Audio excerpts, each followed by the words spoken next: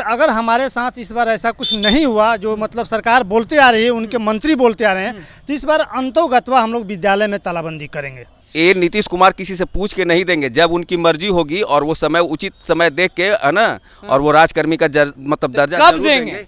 कुछ लोग 12 साल से, कुछ लोग 10 साल से जो परेशान हैं, पर डे कोई आड़ा जा रहे हैं, कोई जहानाबाद, कोई गया, मतलब 100 किलोमीटर तक की दूरी तय कर के लोग ड्यूटी कर रहे हैं। नमस्कार, मैं हूं अनुकुल तिवारी और आप लाइव सीरीज देख रहे हैं। देखिए, पटना जंक्शन पे हम मौजूद हैं और हमारे साथ हैं नियोजित शिक्षक जो जहानाबाद से रोज पढ़ा के पटना वापस परिवार के पास पहुंचते हैं। नियोजित शिक्षकों को राजकर्मी का दर्जा नहीं मिला, मोहर नहीं लगा।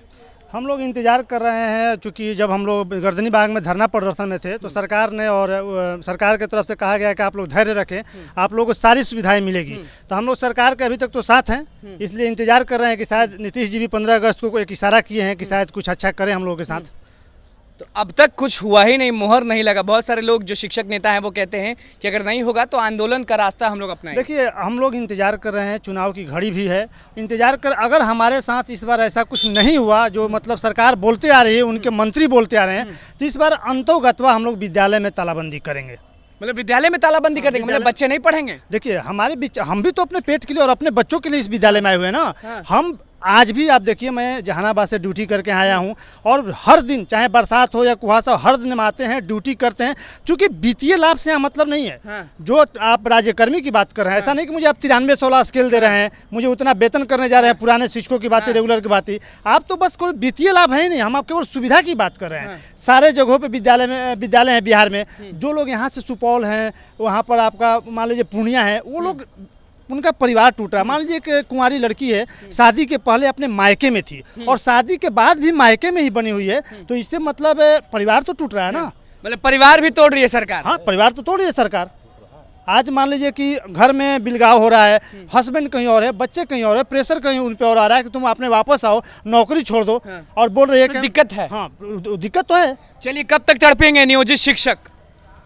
ये तो बहुत पहले ही हम लोग को हो जाना चाहिए था, लेकिन अब तक हुआ नहीं। और हम लोग 8 साल 9 साल से, कुछ लोग 12 साल से, कुछ लोग 10 साल से जो परेशान हैं, पर डे कोई आड़ा जा रहे हैं, कोई जहानाबाद, कोई गया, मतलब 100 किलोमीटर तक की दूरी तय कर के लोग ड्यूटी कर रहे हैं, इतने कम वेतन में, इतने कम सुख सुविधाओं के बावजूद भी, और फिर भी अपनी ड्यूटी पर अड़े हुए हैं। तो हमारी मांगे बिल्कुल जायज़ है, क्योंकि हम लोग हर तरह से कंपटीशन पास करके, ट्रेनिंग करके और एक जिम्मेवारी के तहत इस नौकरी को कर रहे हैं। क्या तो फिर से लाखों शिक्षक आंदोलन करेंगे क्योंकि राजकर्मी के दर्जा पे मोहर नहीं लगाया नीतीश कुमार ने? हाँ, बिल्कुल करना चाहिए। अगर सही समय हम लोग को अगर उचित न्याय नहीं मिलता है तो सारे शिक्षकों को एक साथ गोलबंद होके अपनी मांगों को न्यायोचित ढंग से मांगना। साल से पटना से जहानाबाद जा रहे हैं हर दिन? मैं 9 साल से कंटिन्यू पटना से जहानाबाद पर डे आ रहा हूँ, जा रहा हूँ। आप कितने साल से पटना से? मैं भी इनके साथ ही बाहर हूँ। 2014 में हम लोग बिहार में जब पहली बार टीईटी से एग्जाम हुआ था, और मैं आपको बताना चाहता हूँ में तो बहुत सारे लोग परीक्षा दिए थे और मुझे लग रहा है कि बहुत कम लोग सेलेक्ट 3 या 4% रिजल्ट हुआ था, और आज ये बोल रहे हैं कि बीपीएससी से एग्जाम ले रहे हैं, उनको हम राज्यकर्मी का दर्जा देंगे। भैया, आप उसी समय हमसे बीपीएससी से वो टीईटी ले लेते। आप तो जो माध्यम दे रहे हैं, जो रास्ता दे रहे हैं, उसी से ना आएंगे। तो एज क्या हो रहा है आपका? एज 40। एज आपका? मेरा 40। आपका भी 40। आप बताइए कि आंदोलन का रास्ता अपनाना होगा या नीतीश कुमार पे भरोसा है? आप कितने साल से जहानाबाद जा रहे हैं रोज?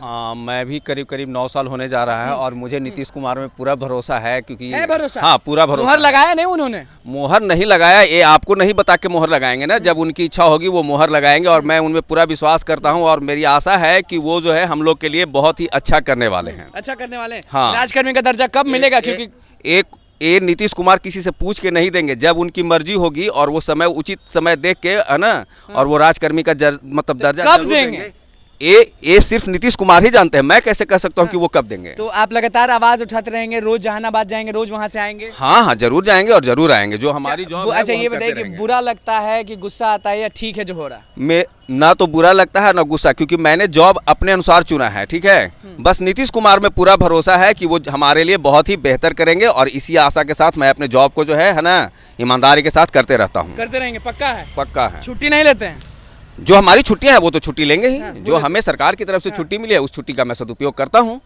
वो करते हैं? हाँ, तो ये मतलब कि आपको पूरा भरोसा है कि नियोजित जितने भी शिक्षक हैं उनको राजकर्मी का दर्जा मिलेगा? एकदम मिलेगा। नीतीश कुमार ने, है ना, हिंट दी भी है और वो जरूर देंगे। ऐसा सभी मतलब सारे शिक्षक हैं, उनको नीतीश कुमार में पूरा विश्वास है, और वो मतलब राजकर्मी का दर्जा देंगे लोगों को। नहीं मिला तो?